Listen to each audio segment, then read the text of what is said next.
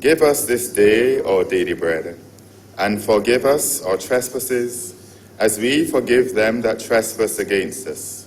And lead us not into temptation, but deliver us from evil. For thine is the kingdom, the power, and the glory, forever and ever. Amen. And may the grace of our Lord Jesus Christ, and the love of God, and the fellowship of the Holy Spirit be with us all now and forevermore. Amen.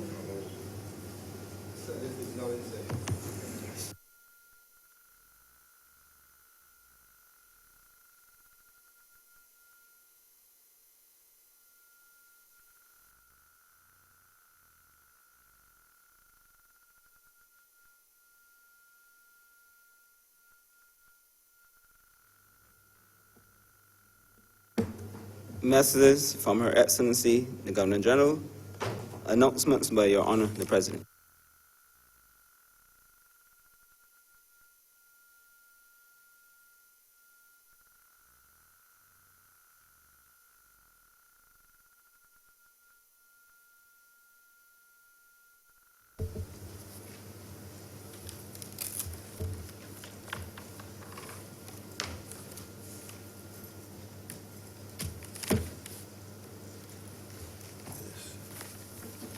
I'm to advise that I receive a message from Senator Greenwich that he's on 2 weeks leave of absence, as it were, and that fortunately he will not be able to be in attendance today.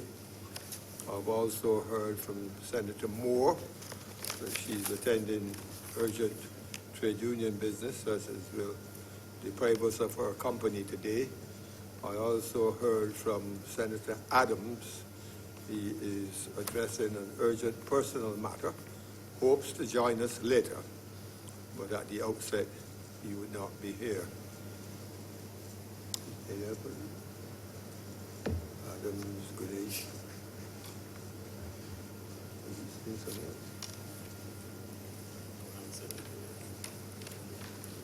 Yes, I think that Senator Grant has also indicated that he is hoping to join us by mid-morning.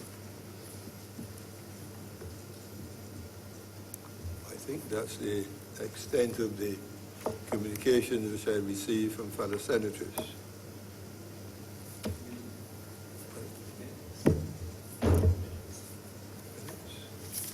What happens with them? You don't have a minute?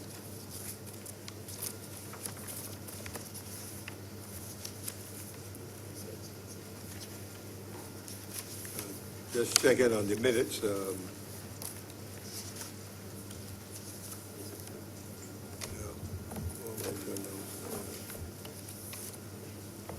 Yes. We have the responsibility of confirming the minutes of the meeting held on Wednesday, the 7th of November, 2018. Have they been circulated, sir? Yes. And I'm advised that they have been circulated, so unless there are any comments relating to omissions and commissions, we can have a resolution to that effect, that the minutes. You want to move that? Let the minutes be confirmed. President, I'd like to move that the minutes be confirmed. Yes, it has been moved that the minutes of the meeting held on Wednesday, the 7th of November, 2018 be now confirmed. All honourable members in favour, please say aye. Those against, please say no. I think the ayes have it. Presentation of petitions, presentation of papers. Mr. President, I'm commanded to lay the following documents. The Barbados Deposit Insurance Corporation Annual Report 2017. Securities Chelsea Walcott Exemption Order 2018. Securities Christopher Zambrano Exemption Order 2018. Savings Bonds Amendment Regulations 2018. Local Loans Amendment Regulations 2018. Loan Contract number 4656 OCBA between the Government of Barbados and the Inter-American Development Bank Macroeconomic Emergency Program to protect economic and social progress, November the 18th, 2018. The Government of Barbados and Sandals Resorts International 2000 Limited, the Investment Incentives Agreement dated as of 25th of October 2013.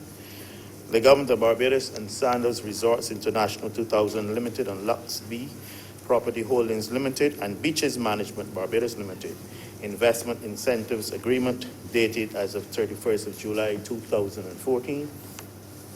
Telecommunications Amateur Radio Regulations 2018 and Barbados Conference Services Limited financial statements for the year ended 31st of March 2017.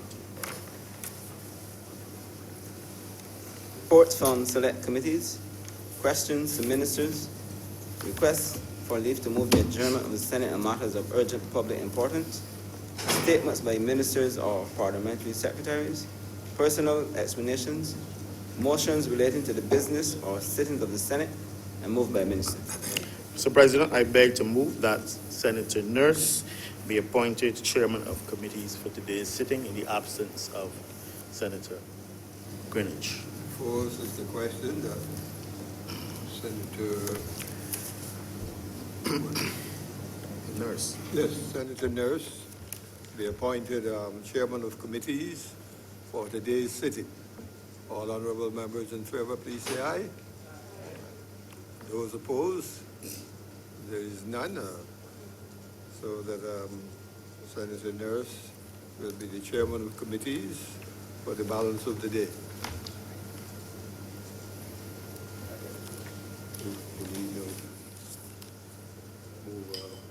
Congratulatory messages.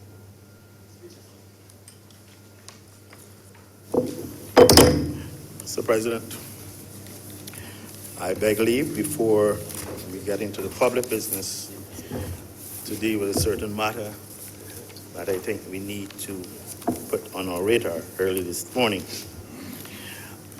Mr. President, on behalf of the Government of Barbados and indeed honorable senators, I want to sincerely congratulate our honorable colleague, Senator Reverend Michael Maxwell, on being selected as the next bishop of the Anglican Church of Barbados.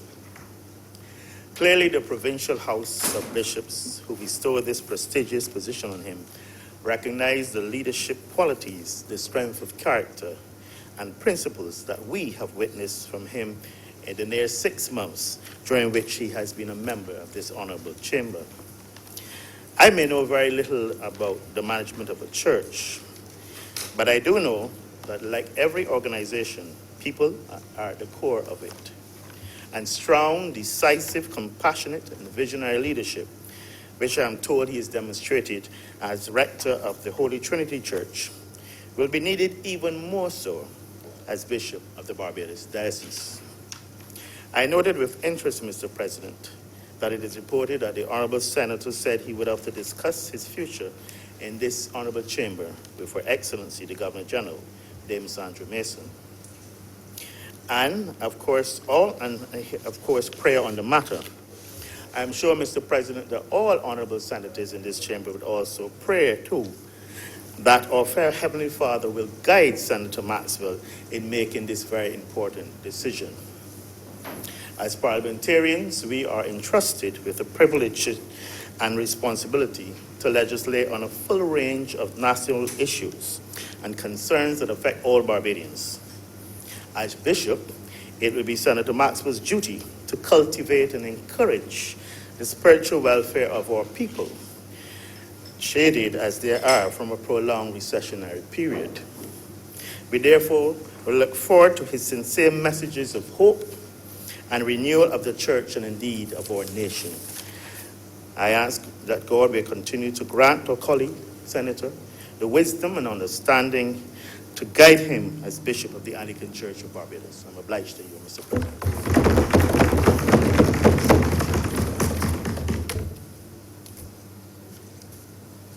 Franklin. Mr. President, thank you very much. I too would like to congratulate the Honourable Senator on his elevation to the post of Bishop of Barbados, and I want to associate myself with the comments made by the Honourable Leader of the Senate. And I want to zero in on his even thinking about leaving us. We are fully constituted as the Lord's temporal and Lord's spiritual. We now have the spiritual aspect of the Lord's, and this is we are the equivalent of the Lord's very spine. So now we are fully constituted, and I hope and I pray that the good senator would see it fit to stay among us, because I only met him 6 months ago, and I have been impressed by him so far. I would like to continue to be impressed by him, and I don't want to put too much pressure on him, but I hope that he stays among us for the duration. I don't know much about the church either. I stay out of those places. But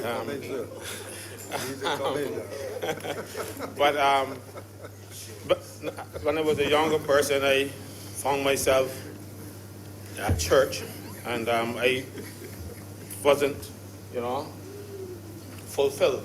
Now we have a younger bishop who's closer to the youth, and I'm hopeful that, well, I'm past the youth now, but I'm hopeful that he will be able to attract some of our youth into the church, because we are seeing what's happening in the country today, sir, and our youth are going astray, and I'm grateful to the bishops of the diocese of the West Indies that they saw fit to put a youthful person as bishop, one who still has a lot of vigor, and I'm sure he has the strength and energy to handle both posts, bishop and senator. And with those few words, sir, I would once again just offer my sincerest congratulations to the Honourable Senator. Thank you, sir. Thank you, sir. Senator Nares. Mr. President, it is my distinct pleasure to rise and add my voice to those congratulatory messages from the senators who have spoken before.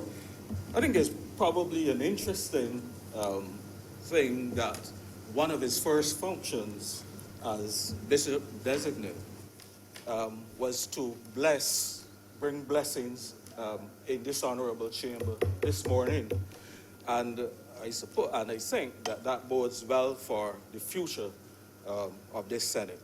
I wish, therefore, to add my congratulations to him. I know at a very personal level, I have had the opportunity of he being my priest when I moved residence into St. George, and I had no difficulty when I discovered that he was then the priest at St. Jude of joining the congregation at that church. And I am very glad that I actually did that because he brought energy, a youthful energy to the church. There were some interesting innovations. It is one of the few Anglican churches that up at that time had, done things like introducing some drummers, broadening the type of hymns that we sing in the church, and I think that with that kind of background, he is going to be a tower of strength in leading the Anglican Church and the church in general as they try to look for new solutions and innovative ways of getting our youth to come back into line and to add some direction to our youth. And therefore, I wish Bishop Designate Maxwell, Senator Maxwell, all the best in the coming years. And of course, he has my continued support. Thank you, Mr. President.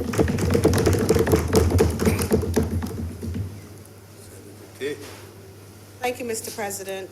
Mr. President, I'm absolutely thrilled this morning to be able to congratulate my partner in the Senate on his recent announced elevation. I believe that As a person who has been raised in the Anglican Church, it was with a delightful sigh of relief that we had an announcement that was relatable, that from all reports has allowed everyone to be pleased, and frankly, it makes good sense.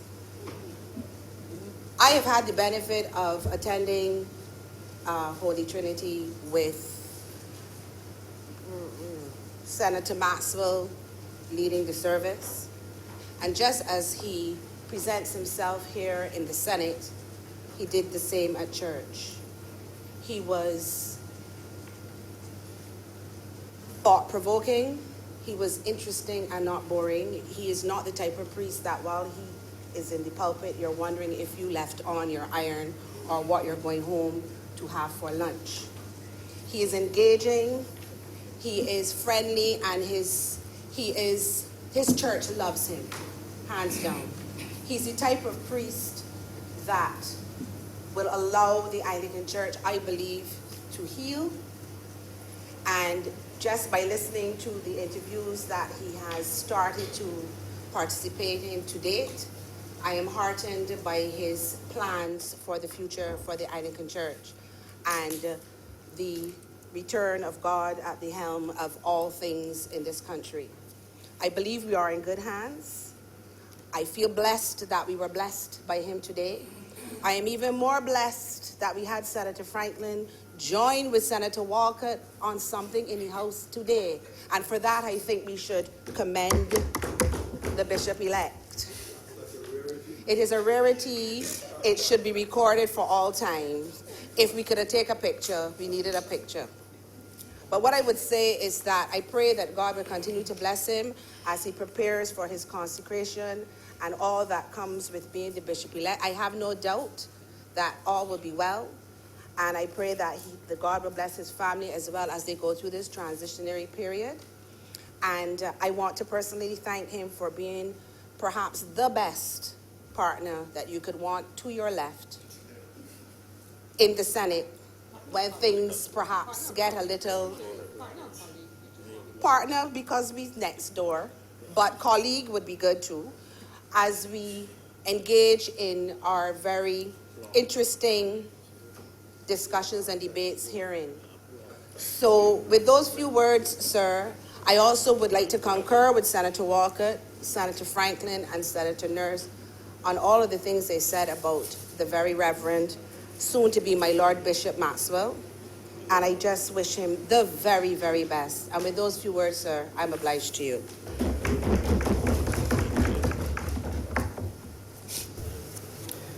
Mr. President, sir, thank you for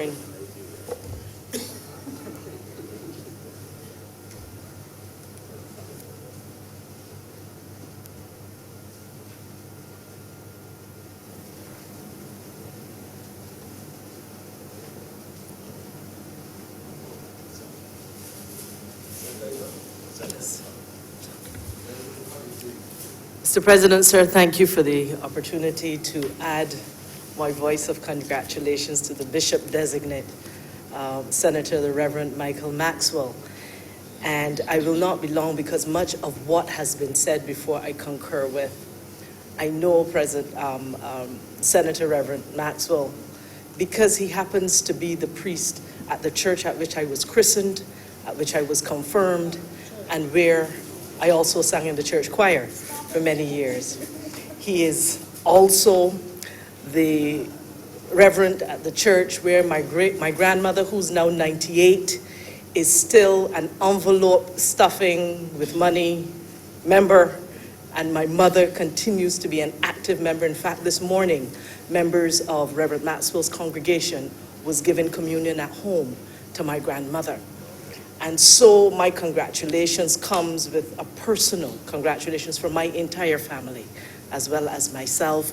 We know that you are a man who is sober in his word, who is even-handed in his deed, and who is always clear in his thought. And we hope that in thought, word, and deed, you will continue in the spirit that you have done here within the Senate, this honorable house, and also within your church. Congratulations, and I look forward to you being the bishop of my church.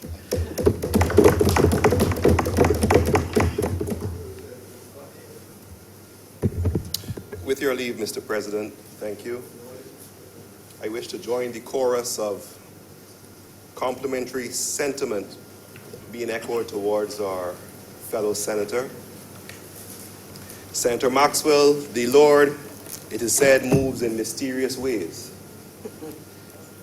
When we were formed within this august body, who would have thought the asides that we had with regard to where would the leadership for the church resolve itself be shown to appear from within our midst.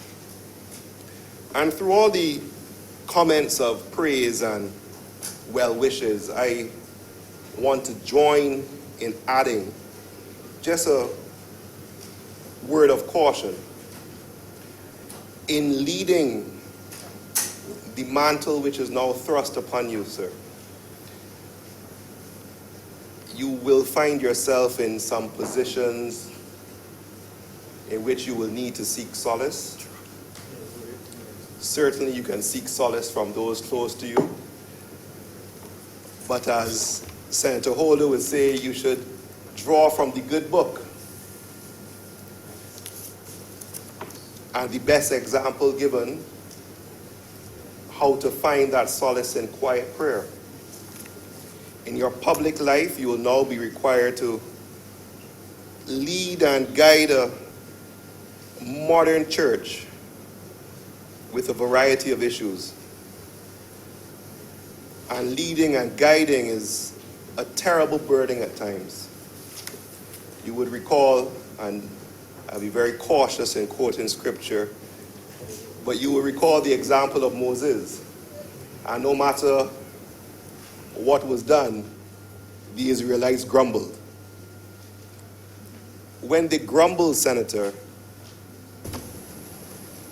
you continue to seek solace with the Most High. You do what you think is right. And you pray for guidance to make the right decisions. And I wish you well on behalf of all the senators in this House, sir.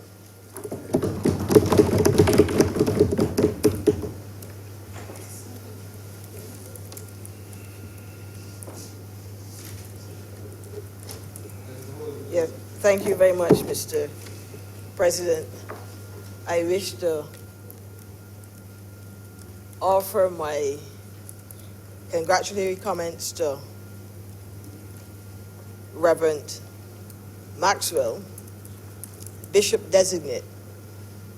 We shared a light moment on Sunday, but I think it's important in this forum to join with my colleagues in expressing our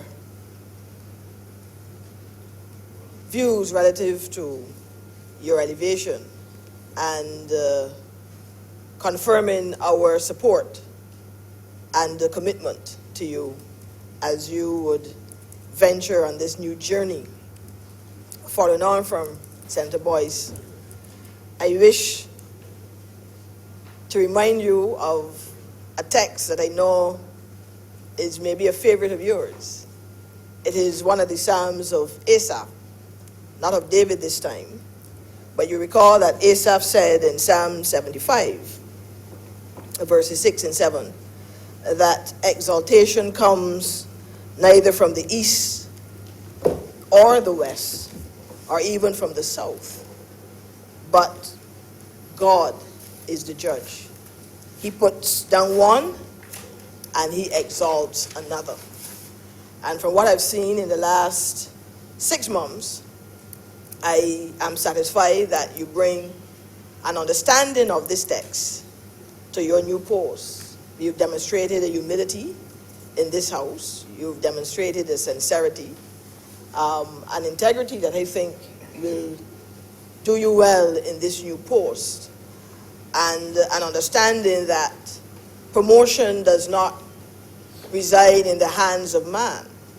Promotion is really from God himself. He is the one that decides who is elevated and who is not. And this goes across all spheres of life. It's not just the church. We know it to be the case in politics. It is the case in community life. It is he who elevates. It is he who makes that decision. So I want to offer again my best wishes to you as you embark. And remember that the example with Moses, as was given earlier, he didn't see the promised land. As a fellow student of theology, I know I can speak to you in this way.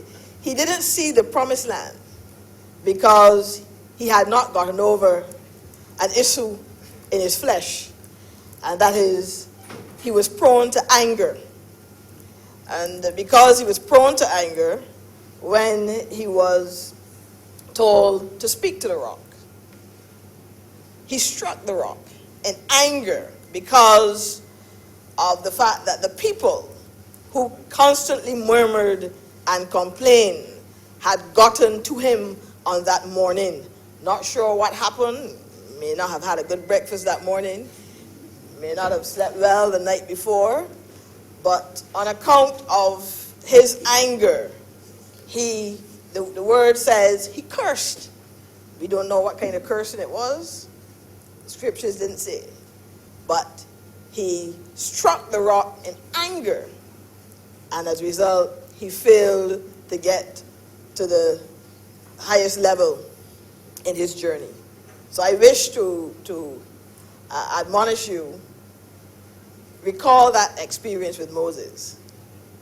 Managing people and leading people is not an easy undertaking.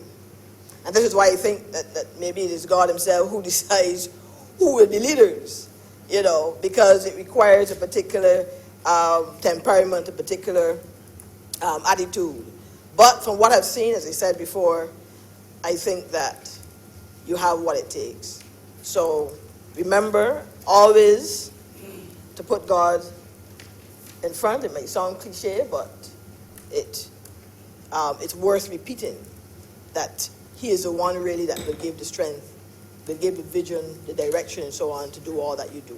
So I wish you well, and I join with the others in suggesting that as you have that conversation with yourself about your continued role here in the Senate, that when you have concluded that, you get the response back that this is a good place to be at this time.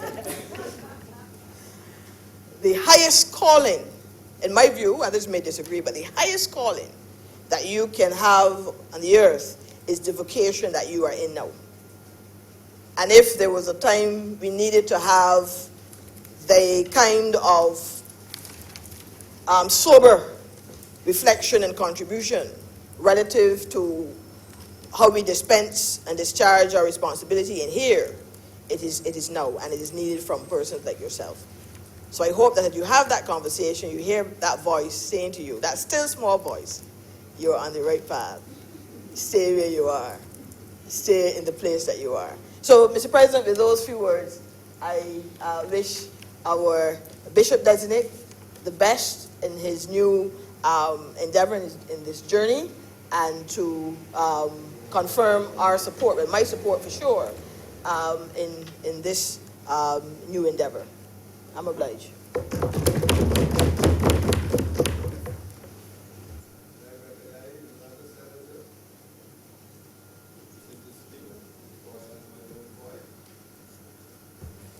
Senator Mayor. Mr.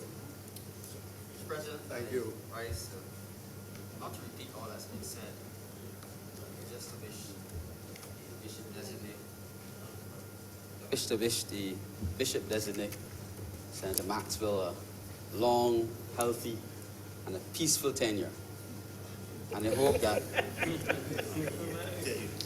wherever he may be, and I hope that during his time as bishop, you will see the churches filled with the youth once again. Thank you, Mr. President. Thank you, too.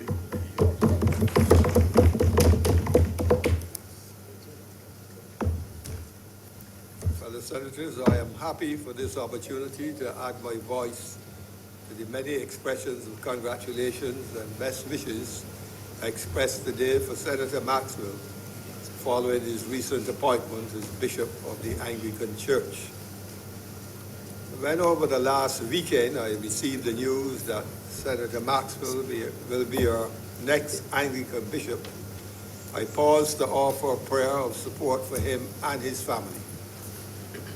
He comes to office at a time when the country is facing many crises, including the financial and economic ones of which we are all aware. Of greatest importance, in my view, is the crisis of values which we are experiencing. The sanctity of human life, for example, has been seriously diminished in this country, and many disputes, often over trivia among fellow citizens, end up in death for one of the contending parties.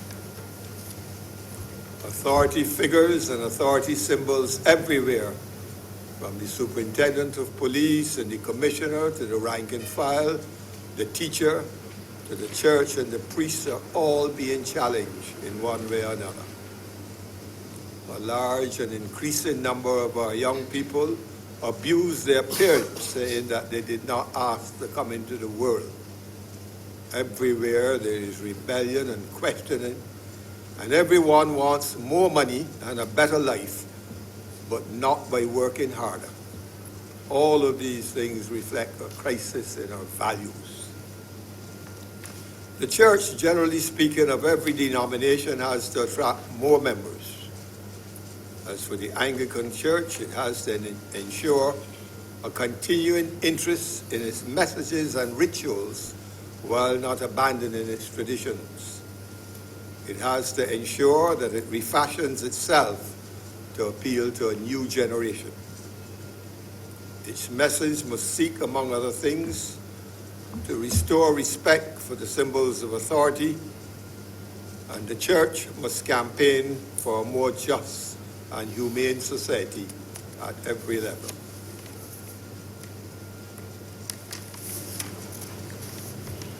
Bishop, you have an opportunity to fill a gap, the voice of the church, and provide a message that is uplifting, inspiring, and relevant. I hear that you are considering whether or not to resign from the Senate. I urge you not to do so, for this is one of the many platforms that you have for delivering the church's message. We value and enjoy your company, and do not lightly decide to leave us. Thank you.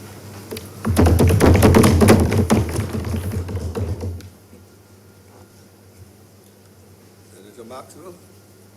Thank you, Mr. President, and good morning to fellow senators. I want to, of course, rise to thank all of you for the glowing congratulatory messages that you would have just shared in this honorable chamber. And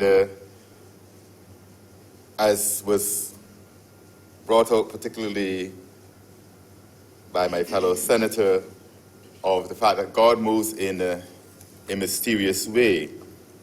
And I'm still trying to understand God, even at this time of the way how he has moved, because becoming a senator was something that I never dreamt of, something I never aspired to be in this island of ours. Not that I wouldn't want to serve our nation, of course, but to this high level, I never expected that such a calling will come my way. And to me, it is pretty much unfolding now as to why I would have been called by Her Excellency to serve in this capacity, because maybe God was preparing me for yet another step to be taken in my life. And so even although I may not have understood it then, when God may have encouraged Her Excellency to ask me to serve at this level, I'm believing that the picture is now becoming a little bit more clear for me as to why that may have occurred at that stage. And because recognizing that the bishop has to be in touch with what is also going on at a national level, especially in terms of being able to offer guidance and respond to certain issues that are affecting our people. And so as an independent senator, of course, this would have given me the forum to develop that serious concern for all people within our nation and to see after their best interests as we represent Her Excellency in this Senate. And so, as I'm now being called to be the bishop of this nation, that as well have been something that I've never aspired to become a bishop, because I always wanted to be underground, to be in the parish and working with people there in the parish, at the parish level. And so, again, it is amazing and a mystery to me why God would have led the election process to go as it went, and also then to have the selection being done by the House of Bishop, and then the lot has fallen upon me. But I do promise the Senate that I will do my best as the Bishop of Barbados to work along with, of course, the government and all other aspects of enabling this country to rise again, and especially not just on the economical side, but of course, more importantly, in my opinion, on the spiritual side of returning to the ways of God, because that is the only way we can have the best brains and the best government, or best persons in the government, but if our nation is not returned to God, it will never succeed. And so it is my intention and hope that I will be able to, of course, build the church of the Anglican Church, but of course by extension the churches of our nation, to be able to respond to the situation in which our society, our nation finds itself, and be able to restore our nation for God. And then once that is happening, then indeed our economics, all other aspects of our nation will bloom. And so that is my intention. I hope that I will, and pray that I will be successful in leading our diocese and be able to, of course, lend my support. At this stage as well, I cannot tell you yet. I know we are praying that it's possible if I can stay on, but I am going to need a little bit more time to reflect and pray about it. But I will be willing and ready. If God desires me to continue, I will indeed continue to serve. It is a pleasure serving thus far, and I would really love to look forward to also continue that service to our nation and among you, fellow brothers and sisters. And with those few words, sir, I want to thank you again for allowing me the opportunity to respond, and to thank our fellow senators for your support and your well wishes. I bless you, sir.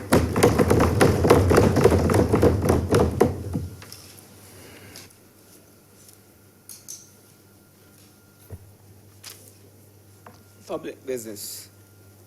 Order number 1, sir. In the name of the Honourable Leader of the Senate,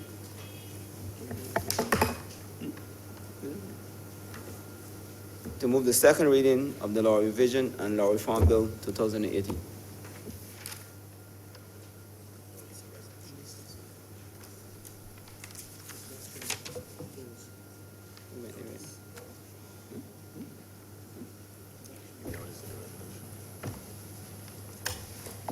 Introduction of those.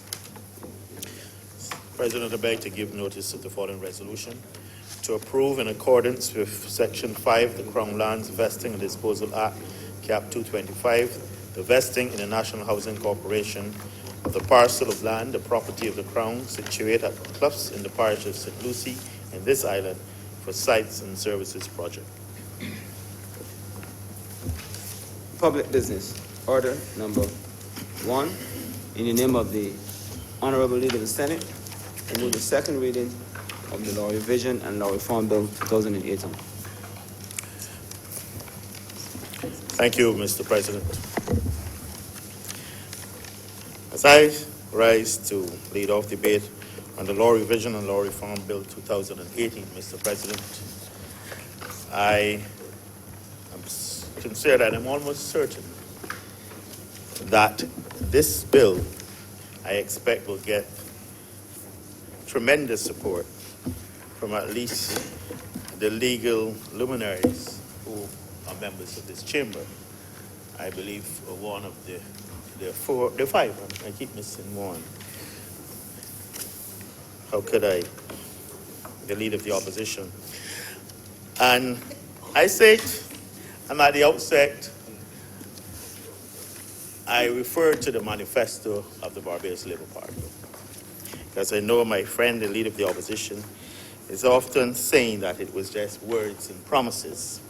And on page 43 of that manifesto, when it was dealing with an improved justice system, it said, and I quote, the establishing a permanent law reform commission.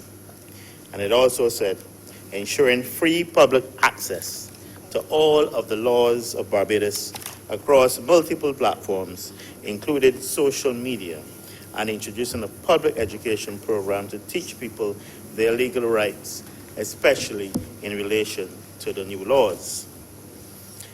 I don't know if in that sentence would one that would necessarily be approved and get the support of some of the legal luminaries.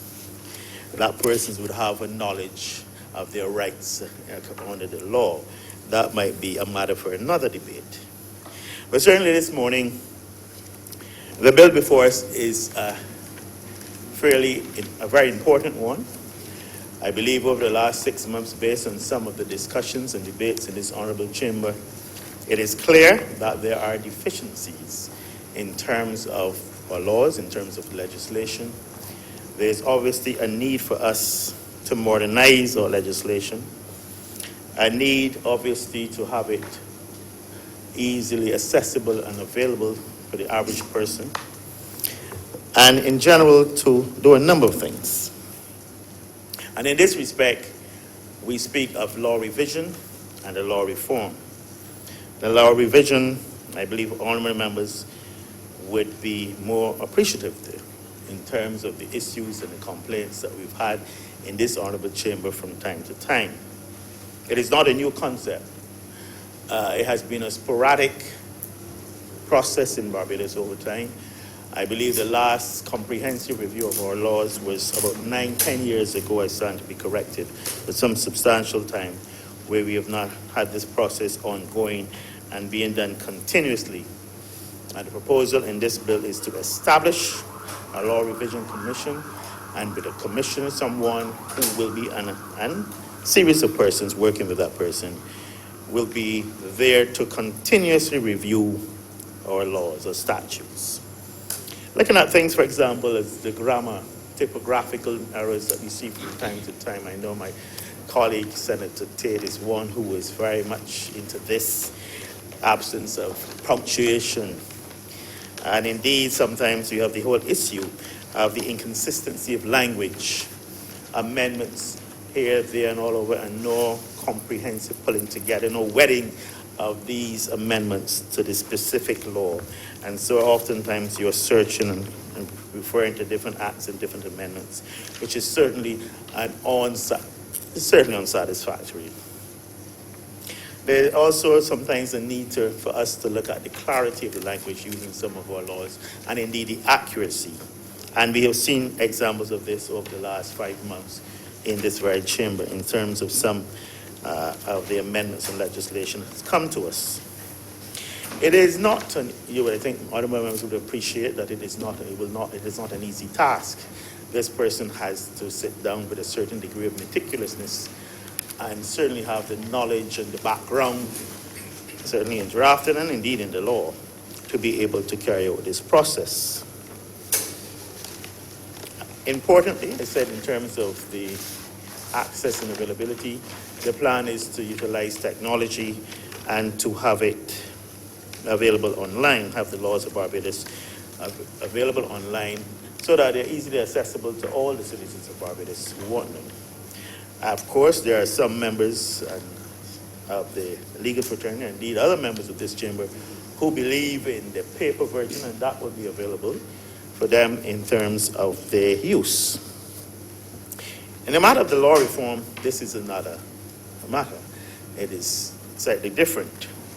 I think all would appreciate the law is not static, and it has to bear some resemblance, be in congruence with reflect the societal mores of a country. Indeed, it also has to keep abreast of things that are happening. Certainly, I'm told that the Companies Act that was passed in Barbados about 40 years ago certainly could not be applicable today in terms of the issues that have occurred in terms of companies, in terms of captive insurance companies, whatever.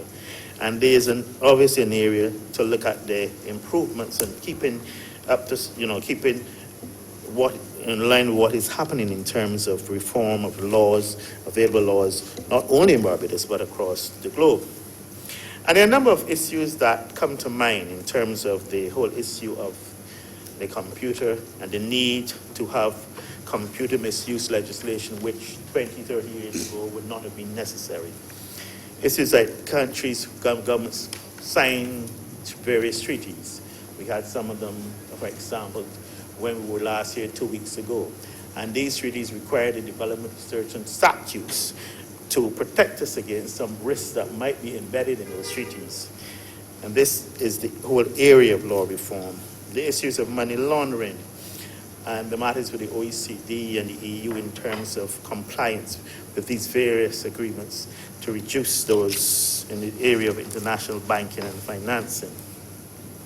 So in a nutshell, these are the sort of things that we are looking to deal with in this piece of legislation, which is, I believe, fairly straightforward. The bill, the objects and the reasons would be to repeal and replace the Law Revision Act, to one, modernize the system of revising and consolidating and editing the laws of Barbados. Two, it makes provision for the laws of Barbados to be, as I said, in an electronic format and authorize such changes to be made as are necessary to facilitate the format. Three, provide for the preparation and publication of a revised edition of the laws of Barbados whenever the need arises. And I said that the last edition was probably about 9 or 10 years ago. I don't know if honorable members have received their copies of the laws of Barbados, but obviously, as I said, they're already dated. Albeit, it makes provision for the review and reform of the laws by a law reform commission. And of course, it provides for related matters. So in a nutshell, and I will just briefly go through the certain aspects of this matter in terms of the bill. Clause 3 speaks, of course, in part 2, to the establishment of the commission, and it speaks to the commissioner who will be an attorney, not less than 10 years standing, and obviously have experience in terms of a drafter. I don't know if the Honourable Senator Boyce will qualify in this respect in terms of the experience as a legislative drafter. Under Clause 4,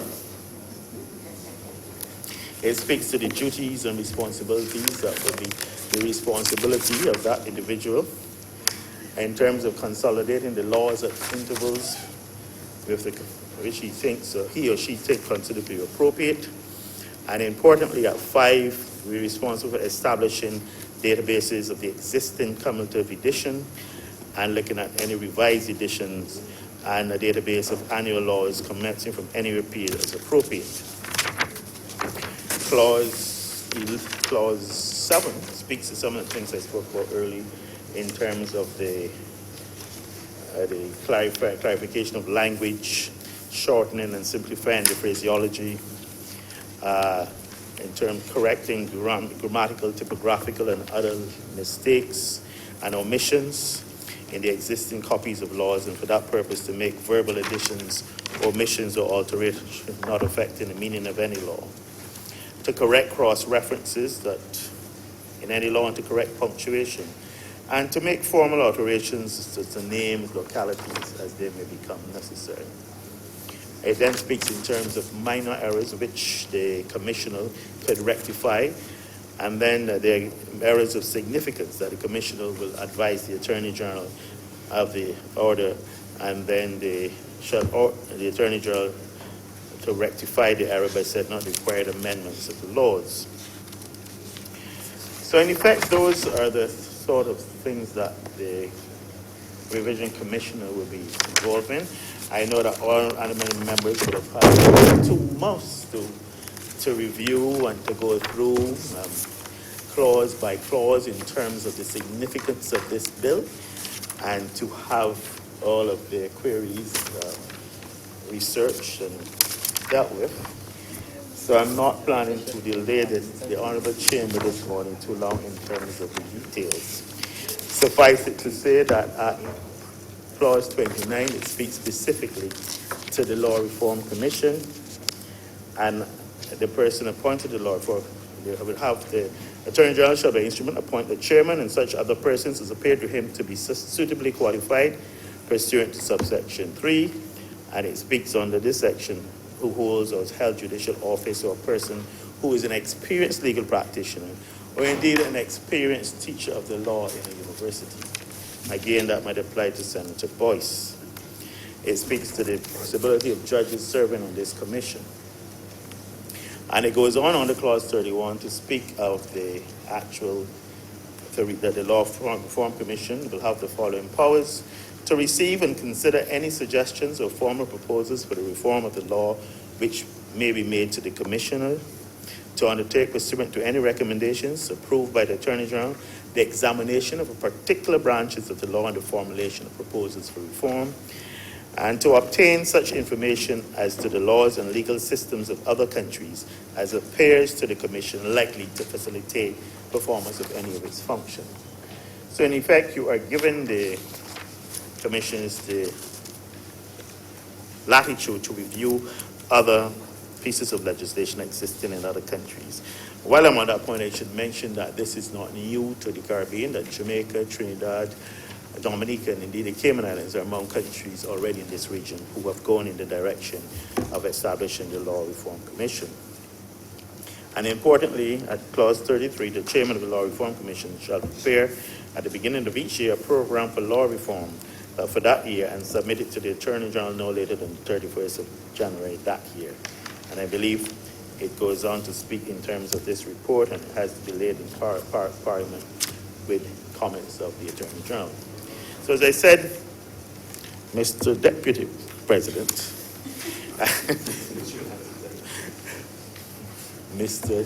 Deputy President, that it is fairly straightforward. I will sincerely look forward to sitting and listening to the more enlightened as regards this matter, this legal matter.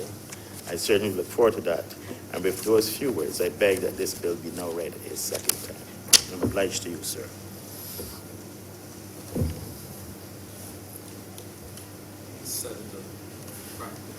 Thank you, Mr. Acting Deputy President.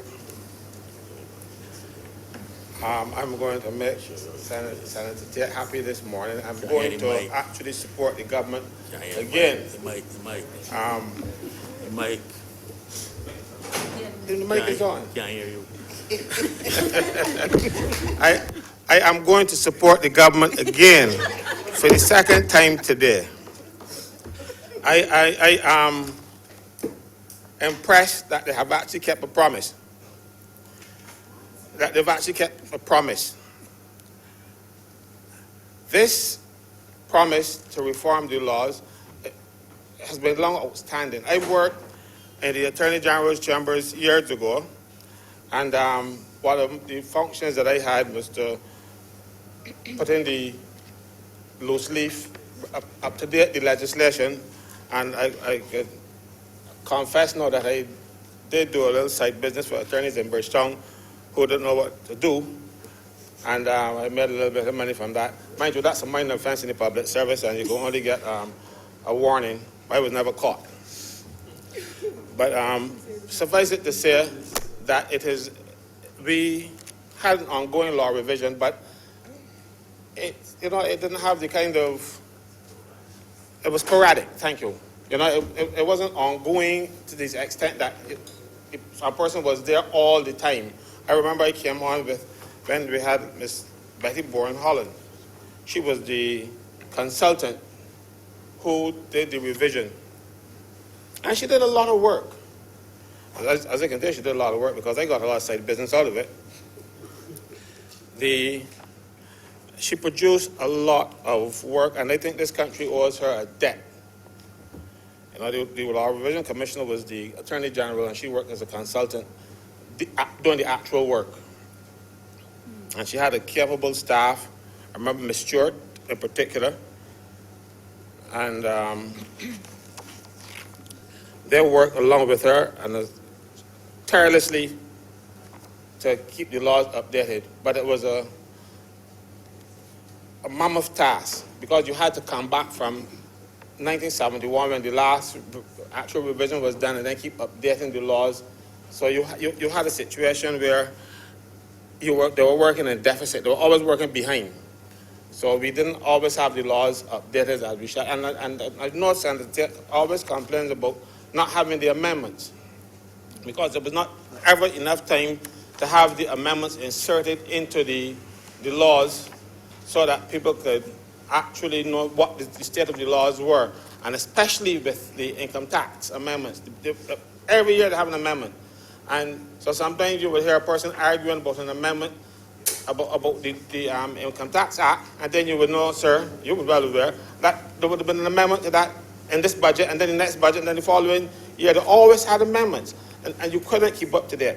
Know that we're going to have a permanent commission and a permanent law revision commissioner. I think that these things should be a thing of the past, you know. One of my main concerns was that the laws were not readily available. I remember they were available once on the CARICOM website. You know, you could not get the laws of Barbados in Barbados.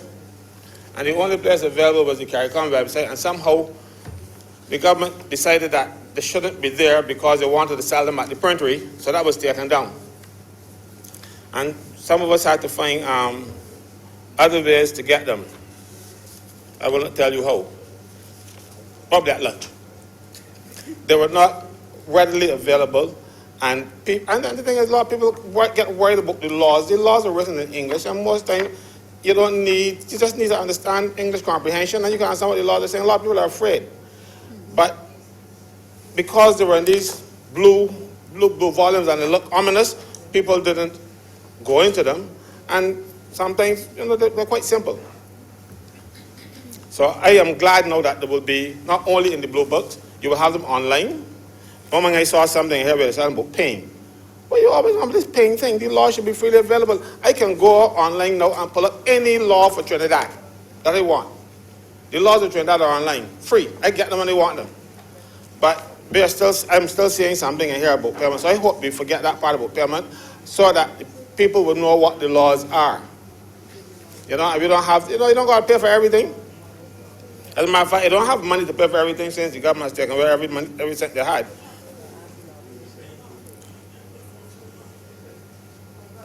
So I am heartened, sir, and I am happy that the government has taken this step. You know, and I don't want to be long, and I'm not going to be long.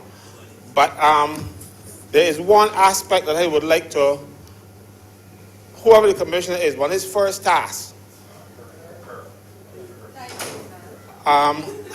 we are speaking legally, so it is only in the Maternity Leave Act. Everything else is his. Valid point.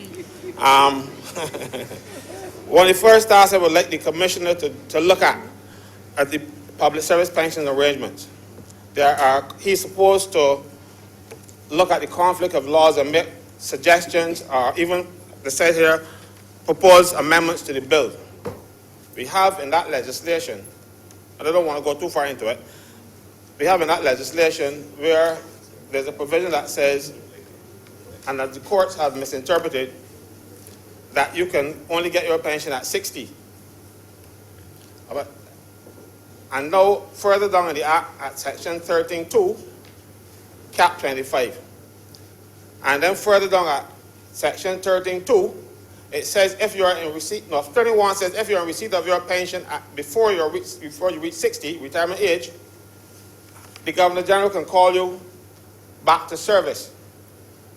Section 2 goes on, subsection 2 goes on to say, if you refuse to accept that invitation back to service, and you have not reached the retirement age, your pension will cease until you reach retirement age. And then there's a provision that says that you can't get it before retirement age. So these are conflicts in the law that I would want the commissioner to look at urgently, because they're very relevant today. Because, as I said, I don't want to go too far into it, because right now I have a gentleman who came to see me a couple of days ago. He's 28 years old. Yes. And the government has I can't say abolished his post or whatever.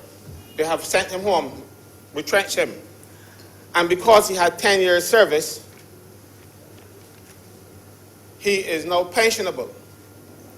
But according to the misinterpretation that we have, his pension is due when he is 60, at age 60.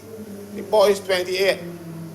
So you know how long he got to wait before he access his pension? Or because there's no severance payment for a person in that category, there's no severance pay, and there's no unemployment benefits for people who are appointed in public service. So these are some things that I want the commissioner to address. I was prepared for the ombudsman and asked him to do something about it. I even have the form. But now that we're having this law, Commissioner, I hope you get it up and running soon, because that is one of the areas now in this country where persons are suffering, and it isn't one of the promises that you have in there, Senator Walker. This is one that is sneaking on us and is doing great harm to the people of this country. So I'm hopeful that the law revision commissioner, would wrap his mind around it very quickly and get to that. It is a problem that right now you're having people going home and not getting a penny from the government. You know, and there's another aspect of it, but sir, when we get to that debate, if the government ever brings it,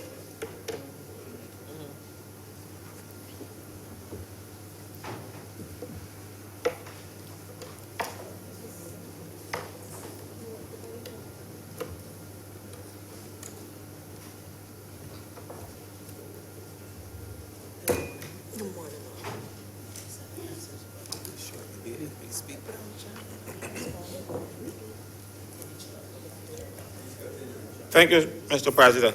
I was saying that when the government brings those things to the Parliament, I will get a chance to speak to them, but it would be fortunate to get them into this debate at this time. I will try, and I know I will be put down for it by some honourable senators, so I'm not even going to try. But suffice it to say that this piece of legislation is long in coming, and I compliment the government on bringing it at this stage. You know, I am here, I'm not here just to oppose. If the government is doing something good, I will say so. And this is a step in the right direction. And I hope that there are more steps in the right direction. Doubtful, but but this is one little baby step, and I'm going to compliment the government on bringing this legislation. So with those 2 words, sir, I thank you very much for your indulgence. Who's next? Wiggins, Senator Wiggins, please. Thank you, Mr. President. I too rise to support the government on bringing this law reform bill, and as pointed out by our honourable leader in the Senate, many bills had come to this honourable House, and we, especially Senator Tate and the new law commissioner, Senator Boyce, had made issues out of the errors that were made in the bills that came to this honourable House.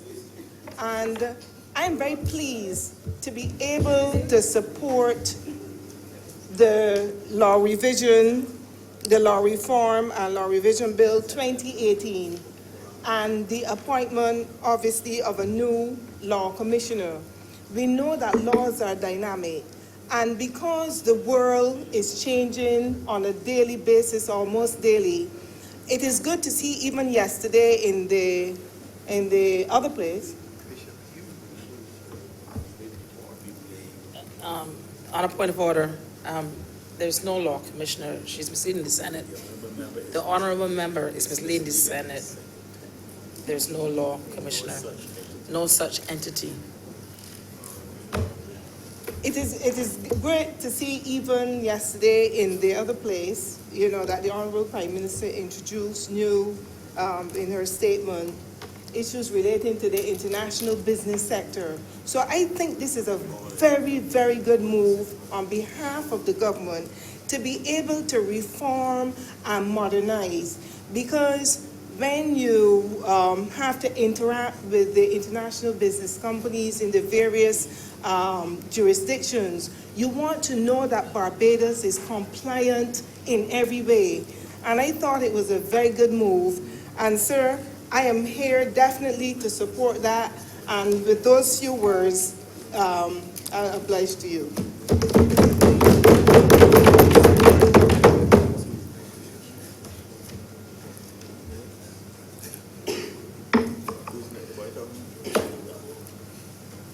Recognize another senator, we should speak. Yes. Senator Sands, please. Please proceed. Thank you, Mr. President.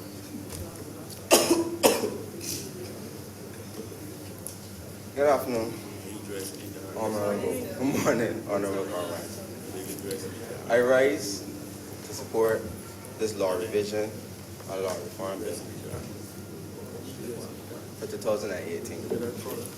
When the Barbados Labour Party won the general election in May 2018,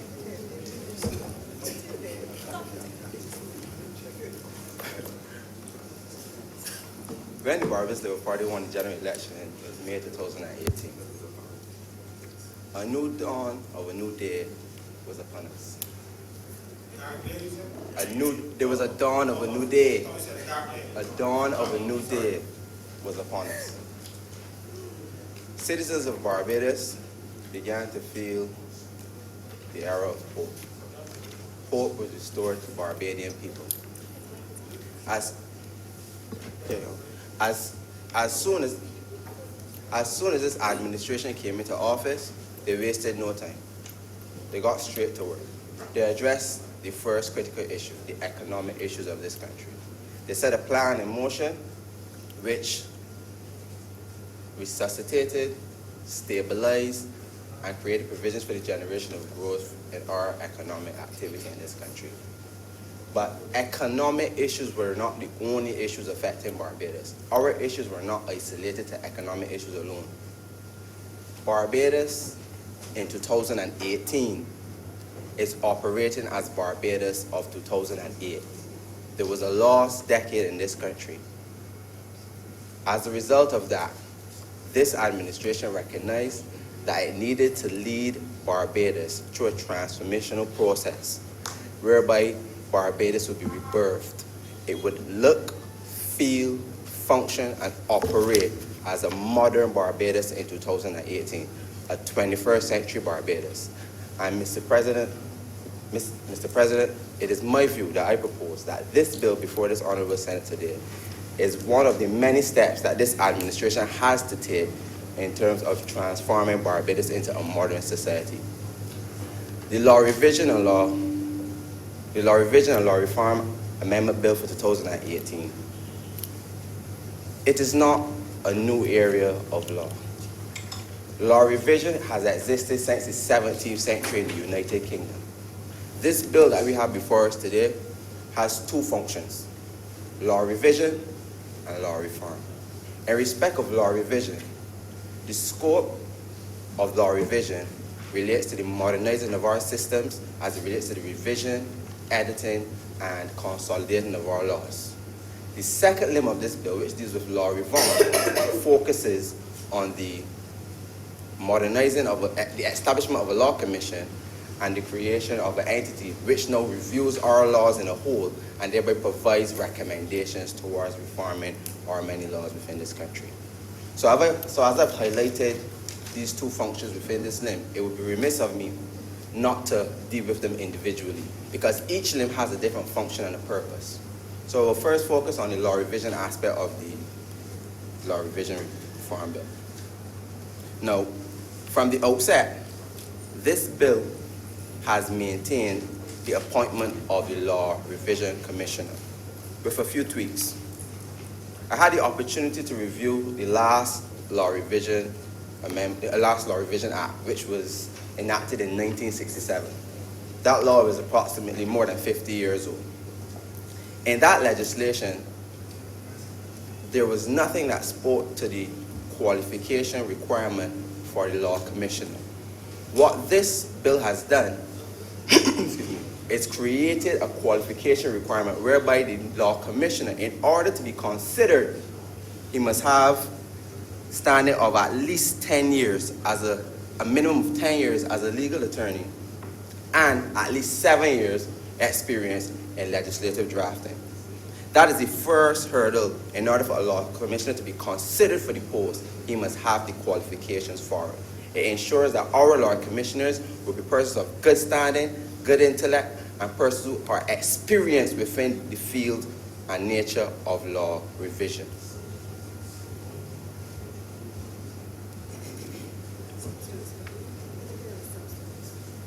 Now, as I stated to you before, law revision is nothing that is new to the political and legal landscape. From as early as the 17th century, the United Kingdom recognized its importance. From 17th century, England employed persons to sit on the commission revision because they recognized that once Parliament has passed the law, unless there's an issue that arises through application or practice, Parliament may never return to that said law again. So as long as there's no issues arising from the application, that law remains in force. So with the passage of time, if no one raises any issues, that law remains on the books. So let me give you an example. You may have a piece of legislation which speaks to typewriting machines. I grew up in the era where I heard about typewriters. I don't think I've ever seen a typewriter yet. Now, if the legislation spoke to that, by all means, I believe that now is now obsolete. It is irrelevant. It's useless. We're in the era of tablets, printers, computers, laptops. There's hardly any person who uses a typewriting machine now. I see for citizens using. Now, with the introduction of the law commissioner, he would be able to review that law and take a position that this law is no longer relevant, and he can either omit it from the consolidated books or make the necessary recommendations to the AG. We are at the stage now where the law commissioner is needed more than ever. I saw in a newspaper article recently where persons were referring to that Barbados needs to become more modern with their law. Journalists were saying that they need to have the ability now to have the freedom of speech. There's a lot of issues in law that we have not addressed our mind to in Parliament. What the Law Revision Commissioner can do now for us, he can sit down, review all of our legislations, and make the necessary recommendations to the AG. The AG will then, on consideration of the Law Commissioner, determine whether or not he will present that piece of legislation to Parliament. That creates continuity with the establishment of law as well. Now, the purpose of this bill, as I've indicated to you, is to improve our current Law Reform Revision Bill Act. It doesn't reinvent the wheel. As I stated to you, it keeps the Law Revision Commissioner because we recognize the importance of it. He was imparted from as early as the 17th century. There's no reason to change that. What we're doing is improving the efficiency of the Law Revision Act. We're making it a modern act. We're making it more useful to today's society. It needs to be advanced with the societal developments of Barbados. Everyone in Barbados and all of my honorable senators here can all agree that Barbados has advanced over the last 50 years. We are no longer the Barbados we were in 1967. We are now all embracing of the technological developments that has occurred in the wider world. We are all into laptops, tablets, flash keys, CDs, hard drives. None of those things existed in 1967. What this bill does for us now is allow the Law Revision Commissioner the power and capacity to take the new elements of technology, those instruments and tools which were designed specifically to make the sharing of information more efficient, less costly, and accessible. The Law Revision Commissioner now has the authority to take all of our legislation that are on our statute books and place them on the internet. There was no World Wide Web in 1967. There is one now. So we, as a modern society, have to be evolving. We cannot allow the world to continue and there's no one following the developments within the activities of the world. That is what the Law Reform Commissioner does. He's able to look at the laws in international standards, regional standards, and locally, and make recommendations for change. That is an important aspect of our legislative framework that we need, that we were missing. An example, one of the things that the Law Reform Commissioner does for us right now, that he will do for us right now once this act is implemented, is that he will now be able to consolidate all of the legislation that we've had. I heard Senator Franklin indicate that he had difficulties going on the internet and researching law, that he was unable to find certain legislation. He found it easier to find legislation in Trinidad. That is correct. I am a practitioner, and if I go on the internet now and type in certain legislation, I may be hard-pressed to find it. The Law Review Commission now has the authority now to take our legislation, place it on the internet, and not just place it on the internet, because it only fixes one problem. The other problem that exists is that if we pass law every day for the next 365 days and amend laws for the next 365 days, the Law Revision Commission now has the authority now to consolidate that information and make the reading of the legislation seamless. So that where I pull down a legislation that was made on May 1st, an amendment that was made on May 6th, and a subsequent amendment that was made on May 12th, if I did not know that an amendment occurred on May 6th, I would be using the amendment on May 1st as good law, when two subsequent amendments would have been implemented since the May 1st amendment. The Law Revision Commission now ensures that all of the legislation and amendments that were made are consolidated so that we can now have law that reads seamlessly. No more confusion.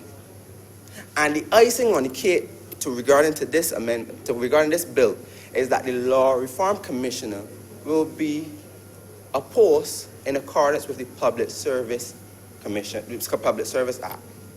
What that means is, to give you another example, the problems that we would have had in the past 9 years where nothing would have been occurring, the fact that we are now making the Law Reform Commissioner a person responsible on a day-to-day basis, we are giving him a full-time job. He is solely responsible for ensuring that the laws are reviewed, revised, and monitored. He has that one job. So it's no longer a situation where we would appoint a temporary law commissioner, as it was the case with our previous legislation. This legislation gives him a full-time job, ensuring the continuity of the revision of our legislations. That is a magnificent achievement by this Barbados Labour Party-led government. Now, there's other aspects and other powers that the law commissioner has, but the legislation basically gives an exhaustive list. So I will not endeavor to go through them in its entirety. However, there are a few that I would like to highlight that I believe are of significance. Now, I touched on the fact that we've appointed the law commissioner. Some of the other powers that the law commissioner would have, as Senator Tate has continuously been lamenting on in this honourable house, is the fact that she's a stickler for grammatical errors, punctuation, proper formatted legislation. Now, if this administration now so happens to produce any other legislation of a similar kind, which may raise hairs on Senator Tate's back, we now have the law commissioner who is now there to ensure that anything that slip through our Honourable Senate, he is prepared to rectify those necessary issues that might have been raised.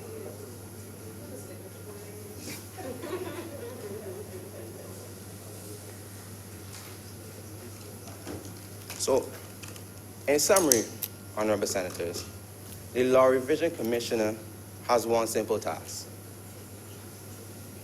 review our laws, make the necessary recommendation for amendments if there are any significant changes in the law, edit and consolidate our laws so that we can all bring an all-encompassing group of legislation together that is easy to be accessed, easy to be read, and easy to be used.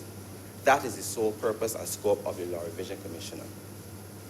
Now, the other aspect of this legislation, this bill, deals with law reform. Now,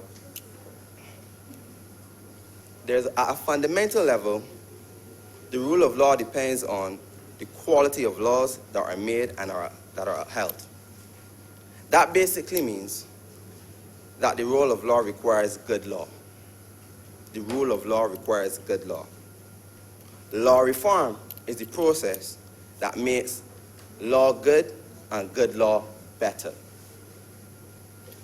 I saw a quote recently that I wanted to share with the Honourable Senate. I was unable to get the name of the person who made the quote, but they stated that law reform is very important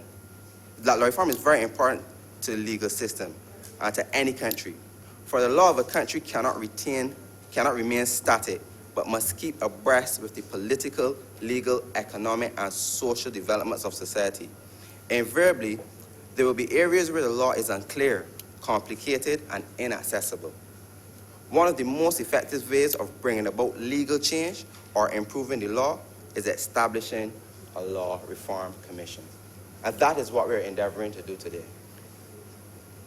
Enact legislation which makes provisions for a law reform commissioner.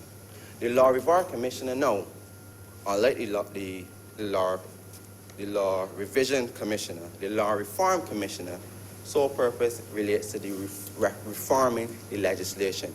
He looks at it holistically. He looks at all of the activities that have occurred on the international stage, and they make the necessary recommendations. They determine, based on the societal changes, what laws need to be curtailed, what laws need to be removed, what laws need to be amended, what laws need to be enacted. So as to give you a real-life example of how important a law commissioner is. Right now in the United Kingdom, technology has advanced to the stage where vehicles can now be self-driven. So cars can now drive themselves. No steering wheel, merely a button, press to where you want to go and it takes you there. Under our current legislation, those cars might have difficulty being placed into our society to be driven because the legislation has to provide the framework for them. That is nothing that can be done overnight because we have to understand the vehicles. We have to understand all of the aspects, the mechanics, the technology behind it, because we don't want to put a vehicle in place and someone gets in it and it drives them off a cliff. We have to ensure we have the proper legal framework to deal with situations like that. So what England has done with their law reform commissioner is given him the mandate to review all of the laws throughout the world that relate to self-driven vehicles, compile that information, and provide a draft bill which enables the Attorney General there, or whoever is the person that came to the Attorney General, the opportunity to review that legislation and be better placed in a position that he can take that information to Parliament and have a properly well thought out legislative framework in place to be laid before Parliament. That is the job of the Law Reform Commissioner. He enhances the legislative framework in any society. And that is why we need a Law Reform Commissioner as well as a Law Revision Commissioner. Because as I explained to you before, two different functions all under one bill, but both equally important. And I am of the view, Honourable Senators, Mr. President, that this bill, as I stated earlier, is one of the steps that are needed to take Barbados to the next level and becoming a modern society in the 21st century. I'm blessed you, Mr.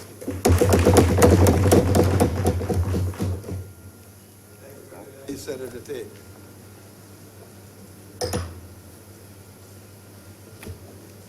Thank you, Mr. President. Mr. President, we had a blessing from the Bishop Designate. Today is a special day because I rise in support of this bill. So the Lord is truly in this place.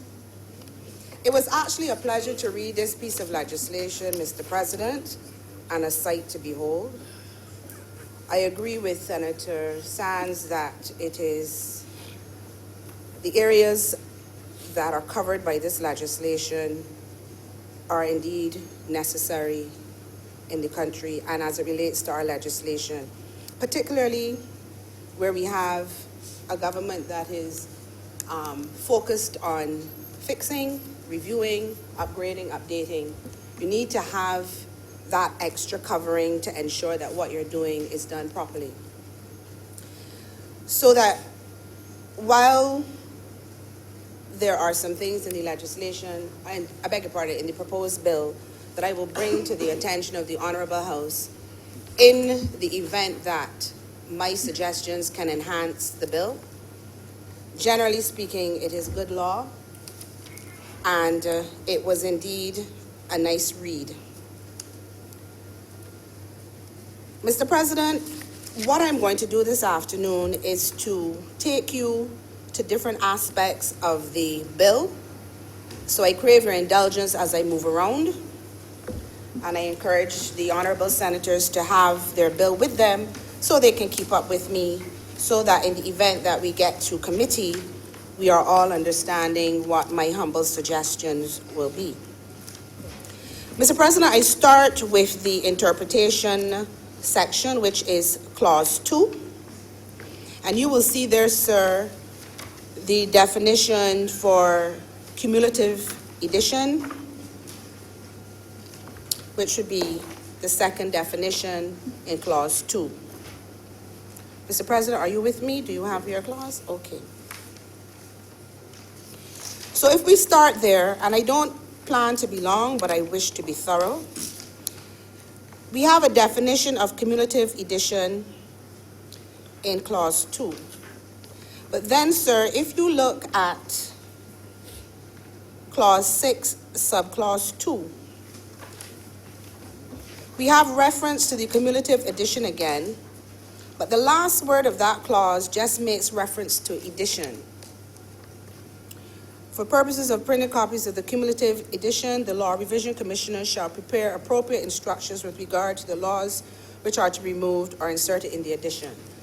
My training and my DNA would say, sir, that for completeness, that definition in clause 2 should be either cumulative addition, or you put cumulative with addition in clause 6, subclause 2, so that you're consistent. You have one definition, but you're using it another way in the bill.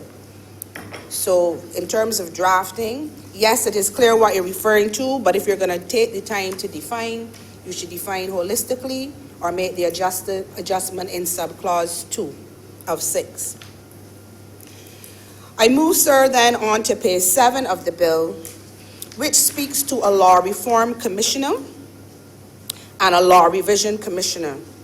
First of all, sir, I would suggest that you refer to the Law Revision Commissioner first, not only because it is making reference in that area to Section 3, but also because the bill as it is drafted deals with law revision first.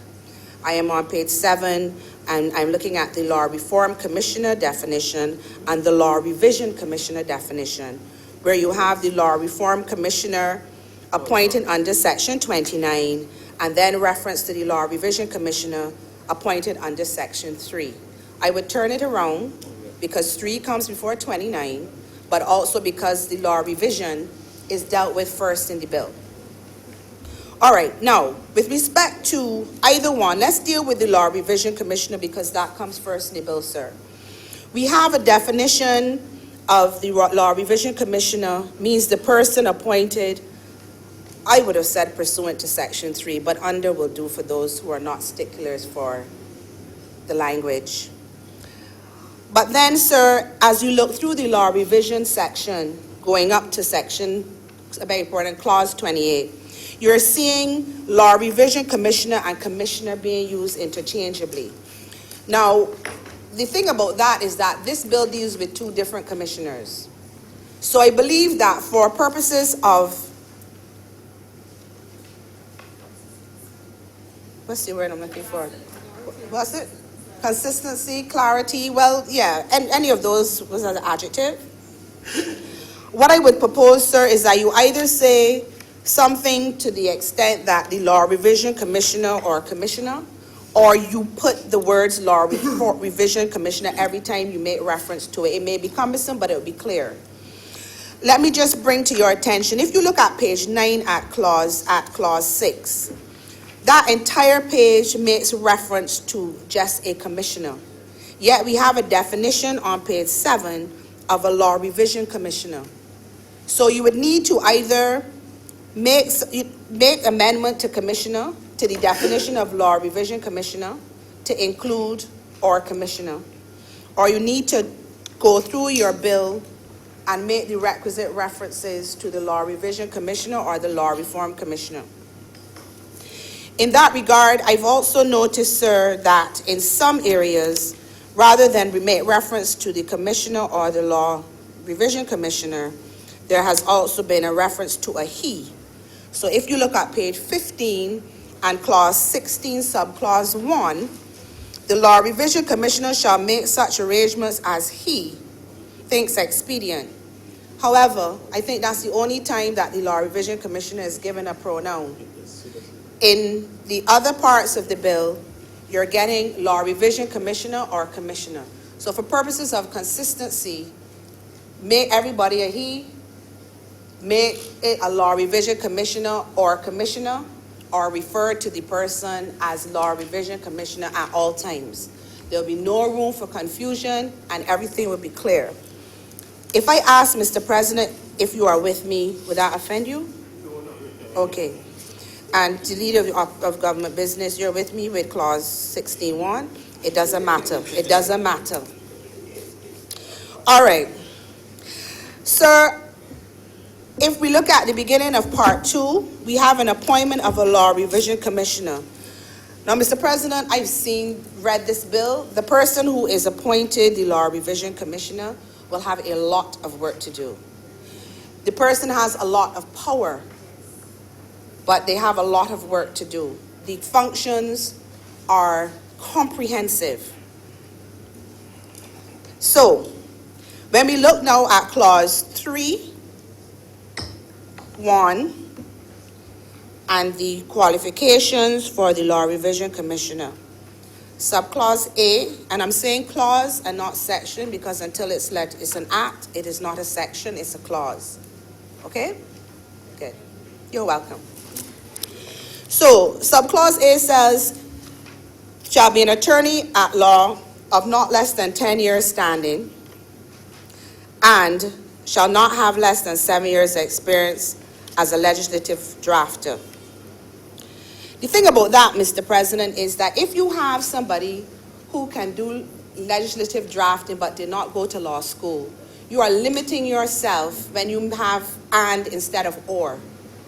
I'm suggesting humbly that rather than and, you have or. Because you can have persons who do the legislative drafting course at KPhil and go on to do a master's, but don't go to law school.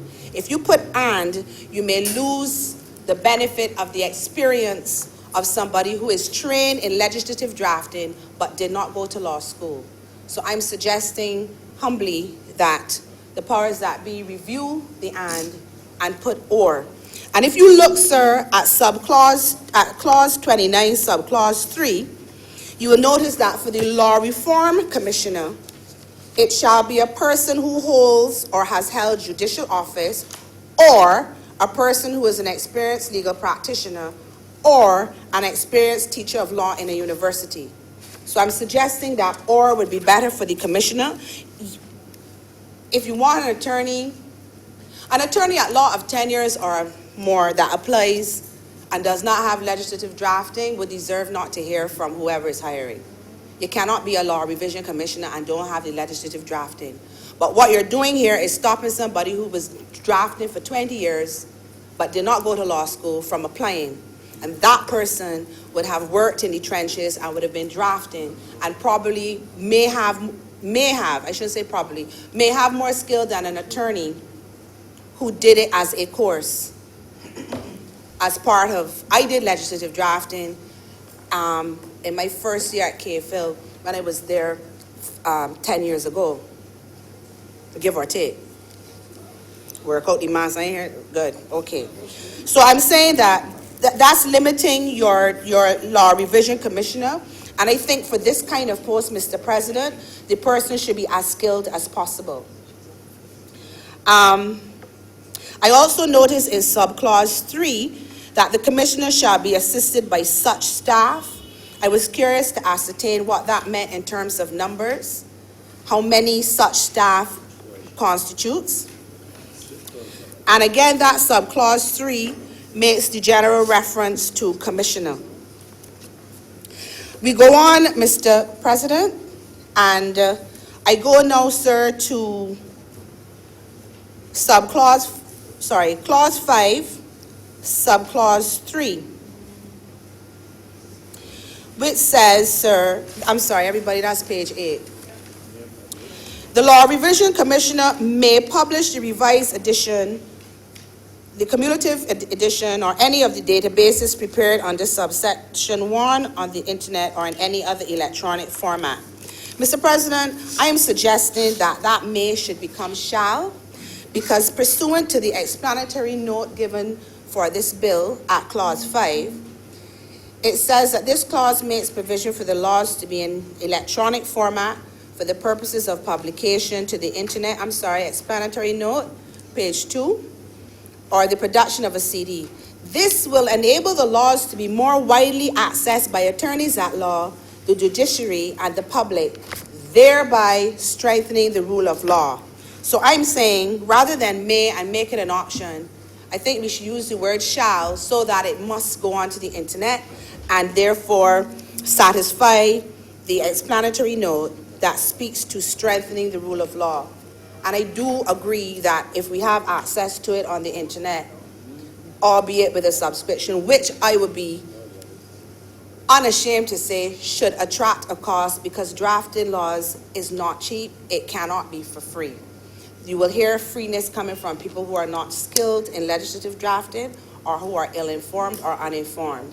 There has to be a cost. People have to be paid. And it is, you cannot minimize the skill of legislative drafting, because as I've said time and time again, Mr. President, this is a specific skill where every word, every punctuation, everything makes a difference. You have to have people knowledgeable on it. My knowledge may seem a lot to Senator Haynes. She always, and Senator Springer has offered me the job as, I shouldn't say that in his absence, but he has alluded to the possibility of me getting the job as Law Revision Commissioner. But I am not trained the way some people would be trained who actually have pursued it as a area of expertise. So that, in that regard, sir, I'm suggesting that that becomes shall, and you will find that for law reform, when I get to that, the terminology there used is shall. I go on, Mr. President, I would have made reference to the use of commissioner on page 9. Mr. President, clause 7 gave me goose pimples. I was so happy to see it. This is the clause that tells you the powers of the Law Revision Commissioner. And it is dealing from everything from things that only lawyers will understand, because you have some comments here that you got to, like, in pari materia. You got to look that up if you know no different. But for me, to correct the punctuation in any law, to correct cross-references in any law, to provide footnotes, explanatory notes, or any other notes by way of application, to correct grammatical, typographical, and other like mistakes and omissions in the existing copies of laws, and for that purpose to make verbal, what's a verbal addition, Mr. President? Omissions or alterations not affecting the meaning of any law. I must confess, Mr. President, my eyes watered when I read this. I was so happy. I hope that it is not going to just stay in type form, that it actually is manifested into a Law Revision Commissioner with persons who will be working with the Law Revision Commissioner. Well, I already said I supporting it, so we are on our way. All I'm doing, let me repeat, is trying to ensure that the final version is the best that it can be. Mr. President, I bring your attention now to page 12, clause 8, subclause B. The commissioner, which I believe should be the Law Revision Commissioner, or commissioner if it's defined properly in clause 2, is of the view that the error is of significance the Commissioner shall forthwith advise the Attorney General of the error, and the Attorney General shall, by order to be known as a law revision order, rectify the error by setting out the required amendments to the law. So we have a reference with a specific name, law revision order. Then we get to subclause 2, and you have an order made under subsection 1B may have retrospective effect as from the date specified in the order. If you can tell me known as a law revision order in clause 181B, I would suggest humbly that reference to order in this section must be specific to the law revision order, because there's a law revision order and there's an order. If you're going to define it in clause 1B, you should be referring to it in clause 8.2 as well as 8.3, and not just calling it an order, because you are actually making reference to a law revision order. Likewise, Mr. President, on page 13 in subclause 9, clause 9, subclause 1B, the Commissioner is of the view that the error is of significance. The Commissioner may, by notice to be known as a law revision notice, rectify the error, etc., etc. Then we go into subclause 2, and notice is referred to, it doesn't even have a capital N, like how there's a capital N on law revision notice.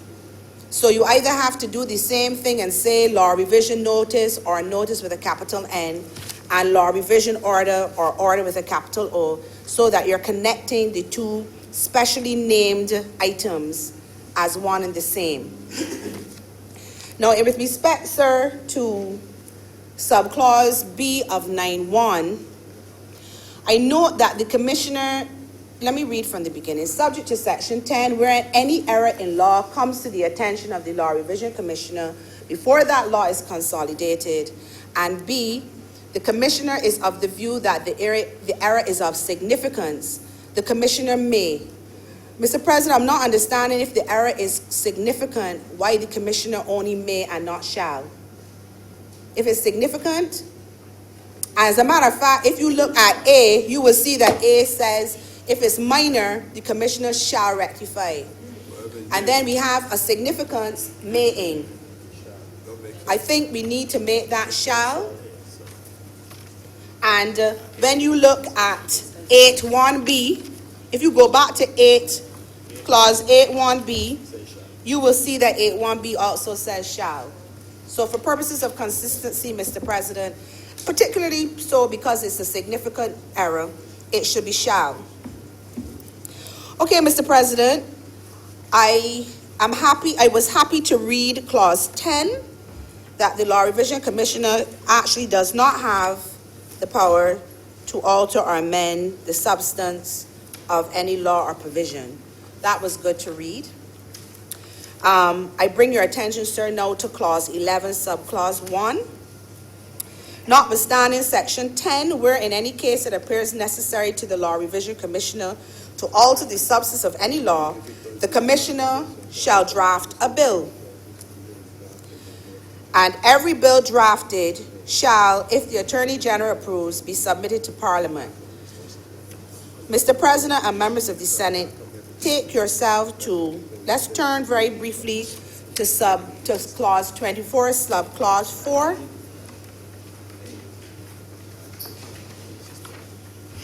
And you will see where an omission from the laws of Barbados comes to the attention of the Law Revision Commissioner, the Commissioner shall rectify the omission in such manner as he determines to be appropriate. If you look at 4, it says an order made under subsection 2 shall be laid in Parliament, but there's no reference to a bill.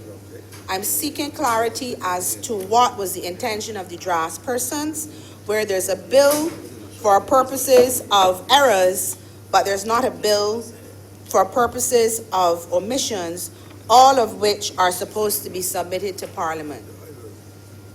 I just wanted to highlight that as well. I proceed, Mr. President, and I go, sir, to clause 12, subclause 2. Senator, Yeah. I'm reluctant to interrupt you, but you're really making the committee stage unnecessary. Well, Because we I still was, have second reading. Mr. President, I did ask, but the purpose of this is in the event that the leader of government business, and I'm speaking with, this is my thinking, and I also got some guidance. In the event that what I'm suggesting can be checked upon before we get to committee, then we're in a position, or a better position, to ratify any amendments. Because this chamber, these days, we need to be a little more careful when we're doing amendments and ensure that we have consensus at all levels. But there's a place in the stage of a bill for broad principles and objectives to be discussed, that's second reading.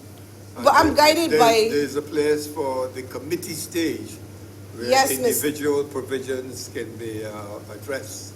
Mr. That's President, what you're doing now. Mr. President, I sought advice by persons who I believe would know, and I would have also spoken to the leader of government business, and the purpose is to highlight in advance so that we know what we're doing in committee. If the President wishes me to discontinue, I would be guided by the President, but that is basically the basis of my submissions for this morning, sir. Good. It is really to ensure that we are not, you see, Mr. President, the reality is that I personally am I'm reluctant to say yes to something that I'm not sure will actually be changed. And I prefer to give as much notice as possible so that in the event that something could happen while we break for lunch, for example, then persons who need to check if the amendment is okay will be able to direct the committee session with a little more certainty. The challenge is that if we wait to committee, there is no time to ascertain if the proposed amendments would be accepted, if they're reasonable, if they make sense. And that is all I'm seeking to do, to ensure that we're all on the same page by the time we get to committee, and to give those who need to the opportunity to seek counsel and clarification. I understand that it is not the debate in the true sense, but this Senate, because of our propensity to amend, I'm finding that the sooner it is out there, the better. And I see certain members of the government making notes and understanding what I am saying. Mr. President, I don't intend to be much longer. No, I understand the considerations that inform your intervention and the manner in which you have intervened. And I too agree with a lot of what you're saying. But I continue to regret the fact that in many of these measures, a representative of the Solicitor General's Department from the drafting section cannot be present, as used to be the position in the days when I had a seat in the other place. I would often see Mr. Lewis Hunt and Sherman Moore at different stages. Draftsmen came down, took note. At times, difficulties were explained in such a manner that we were happy. On other occasions, they accepted that amendments had to be made, but never, and this is the 10th or 11th session of this Senate, its complaint has been made repeatedly, but I've never seen anyone from the drafting department in attendance. I don't know if they need a formal invitation from the President of the Senate or from the clerk, I'm not sure, but we never see them. Never see anyone, and several of the comments you made reflect the need for slight but important amendments. They're not elaborate, but for consistency and so on, some of the amendments are necessary. I myself took note of it when I was reading it, so there's a lot of good sense in what you're saying, but there's nobody from the Solicitor General's office, the legal department, in attendance. And we have on several occasions made the point that someone should have been in attendance. I hope they're hearing me. I am hearing all the time that they're short-staffed, but I think there are about 7 of them. I mean, a fellow could come for 2 hours or 3. We're not debating for the whole day. Anyhow, hope someone hears now. Please. Mr. President, how would you wish me to proceed at this time? Yes. Would you wish me to proceed, or you wish I me got the to? impression that you were virtually at an end. But, I'm more or less, if sir, you're but I cruising do to the have end, a few continue to things cruise. more to say. If you wish me to discontinue and No, continue no, in no, committee, just- I'm happy to do so, Just sir. complete in short order as you promised. to do. Indeed, sir. Very well. Thank you. Sir, as I'm looking at clause 12, subclause 2, I see that where the Law Revision Commissioner advises the ministry pursuant to subsection 1, the ministry shall, as soon as possible, take the appropriate action to increase the fee or fine. Sir, the term as soon as possible is vague, and there's no provision in the bill for non-compliance. And why this is critical is because the Law Revision Commissioner is mandated to provide a report at the end every calendar year. If he is waiting on information from a ministry who has not complied, he will then become non-compliant. So I'm wondering if the draftspersons would wish to either make provision for non-compliance for the Law Revision Commissioner or define as soon as possible. I don't think as soon as possible should be in legislation. It has no value. It has no meaning for legislative purposes. They mean within or outside our lifetime. It can mean anything if we really had to get specific about it. Mr. President, on page 15, as I highlighted to you, clause 16 use the pronoun instead of the Law Revision Commissioner. I note, Mr. President, at clause 17, the fines for printing or producing without the authority of the government of Barbados, and the imprisonment. Seems that it may even be more than for the road traffic legislation, but we will see. Now, Mr. President, with respect to clauses 20, 21, and 22, my query is simply this, and I crave your indulgence. Clause 20, subclause 1C, outlines 8 persons who are to receive a copy of the revised edition. Mr. President, in clause 21(2), the same persons are to receive, but unlike clause 2, you have 5 persons referred to in subclause 2, and then there's no reference to the Governor General, the Attorney General, or the Law Revision Commissioner. I don't think it can be that those persons will not wish to have sight of the documentation referred to in clause 21. I'm suggesting that there should be consistency in the drafting. You have itemized from the Governor General down to the Chief Archivist. You've actually made a reference to 8 copies at subclause 20, clause 20, subclause 1A. But then in subclause 20, then in clause 21, subclause 2, you have taken out the GG, the AG, and the Law Revision Commissioner. Likewise, sir, I don't know if there's any significance. Perhaps it could be explained. In clause 20, subclause 3, if for any purpose a copy of any law contained in the revised edition is required to be certified, the Clerk of Parliament or the Law Revision Commissioner shall insert in a copy a certificate, etc. But in clause 21, subclause 3, it seems as if only the Law Revision Commissioner can certify. Is that supposed to be so, or is it an omission of the Clerk of Parliament at clause 21, subclause 3? Likewise, for subclause 4, it seems as if only the Law Revision Commissioner can certify. I don't know what it means that the Clerk of Parliament is out of it. There may be a reason. I'm just seeking clarity. With respect to clause 22, we have at clause 1, subclause 1, the list of 1, 2, 3, 4, 5 persons that would be given updated laws. And then in subclause 3, you have tacked on the Governor General, the Attorney General, and the Law Revision Commissioner.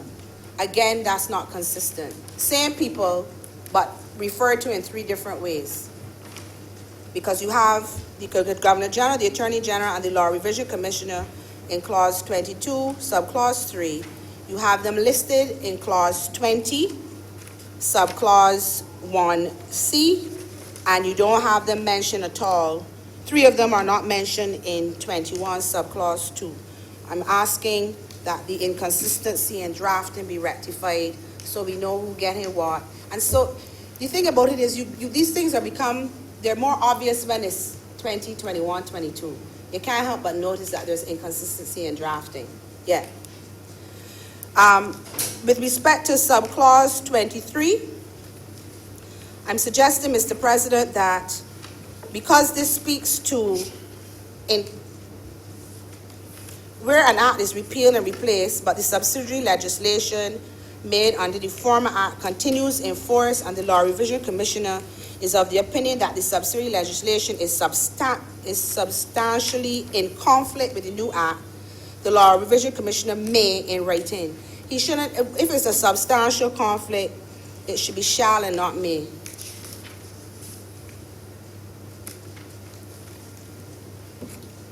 Again, we have in subclause 2 of clause 23, as soon as possible.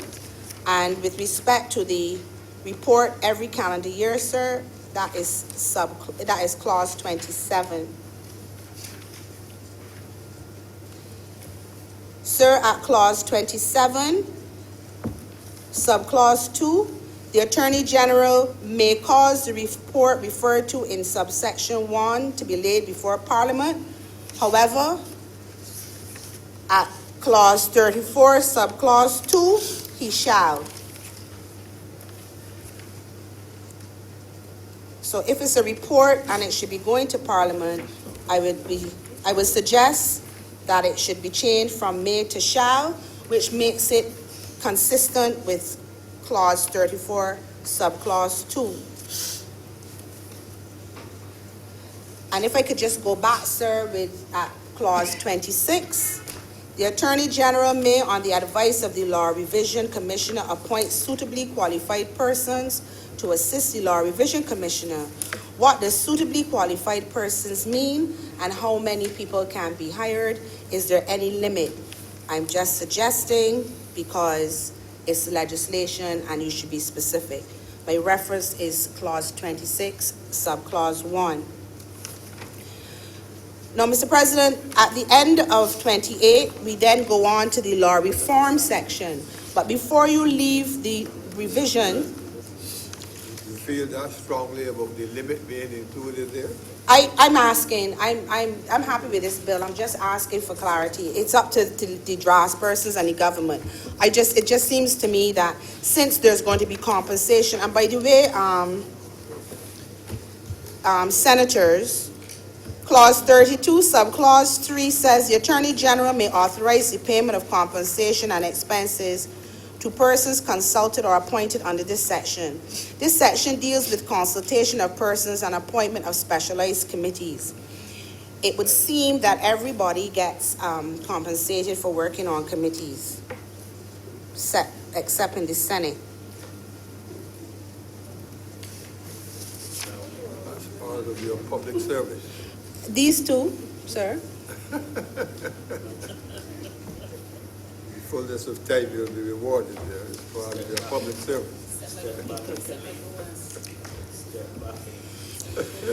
Mr. President, if I can draw your attention to clause 31, subclause 3, which says that in the exercise of the functions prescribed under this act, the law reform commissioners shall be subject to the general direction of the Attorney General. I didn't notice any such type clause with respect to the Law Revision Commissioner. I don't know if that was intentional or not, but the Law Revision Commissioner will not have direction from the Attorney General. I'm not certain if that was the intention. There's no general direction of the Attorney General in relation to the Law Revision Commissioner. There is, however, general direction for the Law Reform Commissioner. I don't know if there's any significance in one having general direction and not the other, but I would want that explained or clarified. That creature must be guided by someone. The Law Reform Commissioner, but not necessarily, well, wouldn't the Law Revision Commissioner need guidance as well, or less so? There may be an explanation. I just noticed the difference, and I'm seeking to highlight it in case there is an explanation. Without an explanation, it sounds to be an omission, it appears to be an omission. You're saying that with on your mic, sir? It sounds like an omission? Okay, thanks. Finally, sir, and I know that everyone is sighing with relief, but the leader of government business encouraged me to speak now. I would say generally, sir, subject to the proposed and suggested amendments, it is good legislation, and once followed, it can enhance our legislative situation in Barbados by leaps and bounds, particularly in our environment. I would like to say, if I may, just as how Senator Franklin is asking for specific attention, I would suggest that very high in the totem pole, there's a review of the employment rights legislation, that there's further review of the family law legislation, and I believe that Senator Maynard would wish me to make mention of legislation dealing with organ transplants. With those few words, Mr. President, I am very obliged to you, sir. Thank you, too.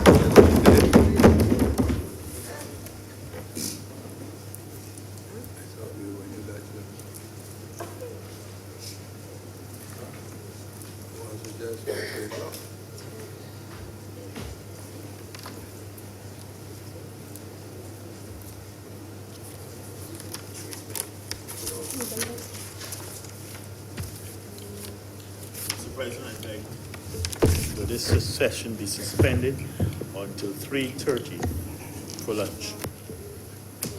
We propose that we now stand adjourned until 3:20, 2 hours of lunch break. 3:30, sorry. All those honorable members in favor, please say aye.